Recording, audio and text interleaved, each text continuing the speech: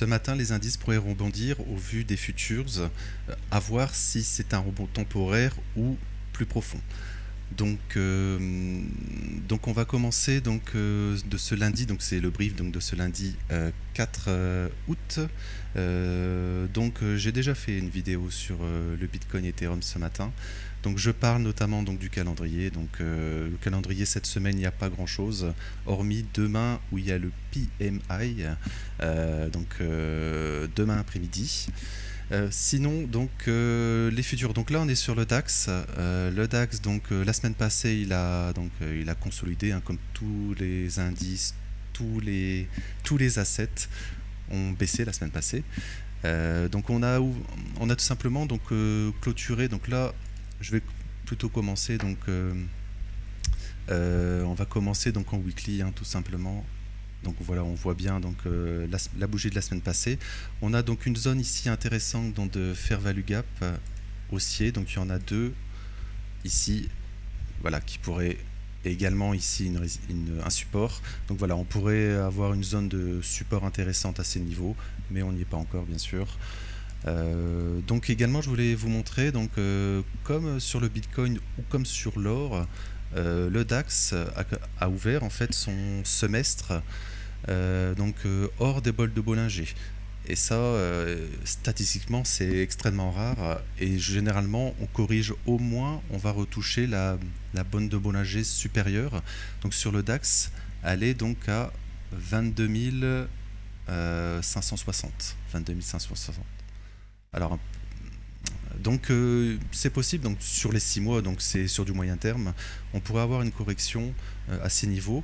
Si on affine, on a ouvert vendredi, la première journée du mois de août. On a ouvert sur un gap baissier. Voilà, on va regarder en daily. Vous avez ici en semestriel la zone. Donc on a ouvert en gap baissier le mois. Aujourd'hui, on va probablement ouvrir sur un petit gap haussier au vu des futurs US et des futurs en général. Je vais passer tout à l'heure rapidement sur les futurs US. On va ouvrir sûrement. On sera également peut-être hors des bols. Début de semaine également, on pourrait spéculer sur tout simplement un rebond de la baisse qu'il y a eu vendredi. Donc on a également un fair value gap, je l'ai noté en rouge, le carré rouge ici.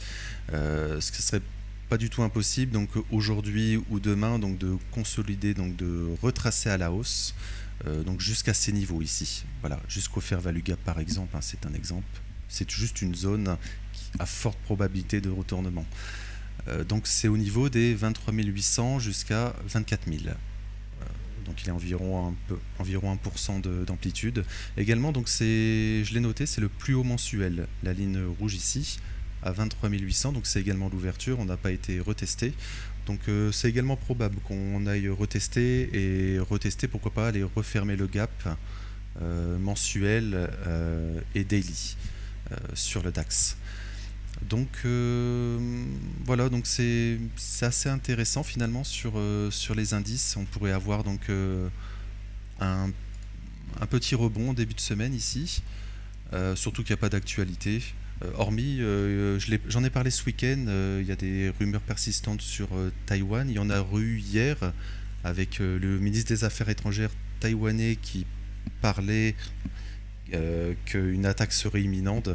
Et entre parenthèses, ça me fait penser avec la Russie, l'Ukraine, où il y avait aussi eu ce genre de message.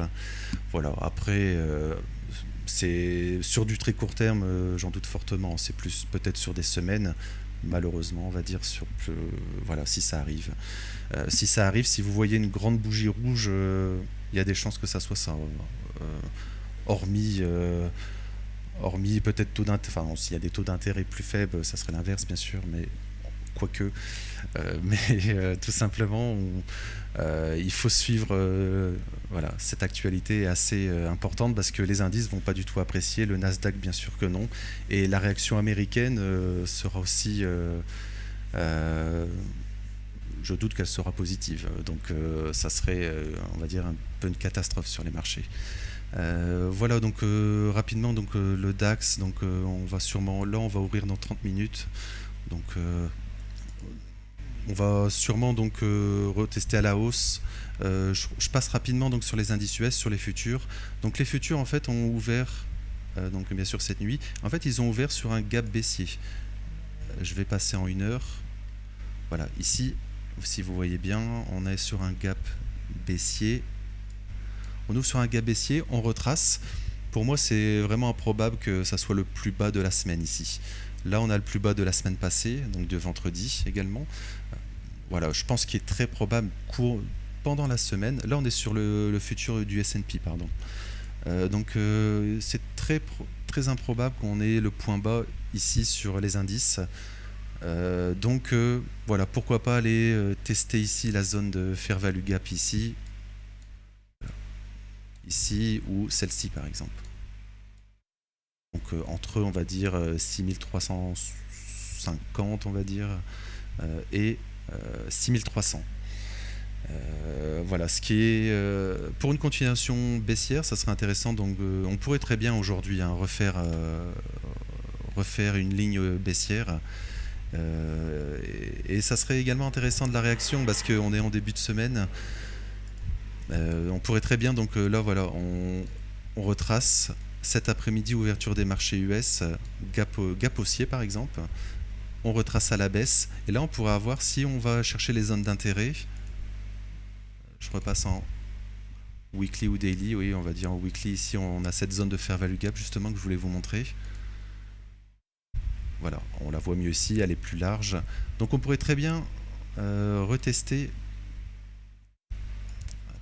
On pourrait très bien retester la zone donc de faire le fair value gap ici, qui est en verte. Tout dépend en fait de la réaction du momentum en fait à l'ouverture. Aujourd'hui, enfin chaque journée est importante, mais c'est très intéressant parce que tout simplement quand le marché à l'ouverture par exemple ira par exemple chercher les stops, chercher en fait ce fair value gap weekly. Je crois que ça serait peut-être une bonne zone d'achat pour du swing. En fait, on créerait un double top. Là, on est sur les futurs, hein, mais au moins, on créerait en fait une zone de rebond potentiel. Si par exemple on ouvre cet après-midi, on va chercher les stops. On pourrait bien sûr avoir un rebond. Pourquoi pas aller chercher justement cette zone de fair value gap, voire en fait tout simplement le plus haut du mois. Je vais repasser sur le spot, regardez le gap qu'on a sur le S&P. On pourrait tout simplement donc ouvrir, là on est en 4 heures. Voilà, on pourrait tout simplement aller tester en fait en début de semaine, on pourrait faire l'inverse, on pourrait les tester au sud en début de semaine pour tout simplement aller retester donc le plus haut du mois en fait la bougie de vendredi, la retracer et aller combler ce gap qui est ouvert à 100%. Donc tout simplement le début de semaine est toujours très important et toujours très intéressant, et comme je l'ai dit dans d'autres vidéos, souvent le lundi ou vendredi n'est pas une journée très intéressante pour investir, pour faire du swing. Pour de l'intraday c'est différent bien sûr, mais voilà, si on va chercher je pense en début de semaine les plus bas, fair value gap plus bas de la semaine passée, on pourrait avoir en fait un rebond mi-semaine, fin de semaine. Et inversement, si on consolide, on va chercher justement en début de semaine le fair value gap baissier daily, enfin qui n'est pas encore créé, hein, tout simplement. Là, c'est juste en 4 heures. En daily, il n'est pas encore créé. Il pourra être créé en fonction de la bougie d'aujourd'hui. Voilà, donc c'est vraiment à suivre. Donc je crois que si début de semaine rebond dans le fair value gap, dans le VG 4 heures et le gap sur les indices, Nasdaq, DAX, enfin même CAC 40, S&P, ils ont tous un peu la même configuration. Voilà, si on va le corriger, si on va combler cette FVG, si on retourne dedans et on se refait rejeter, on pourra spéculer donc une poursuite baissière. Inversement, si on va d'abord chercher donc fair value gap baissier weekly et donc plus bas de la semaine dernière, là on pourrait spéculer sur un rebond.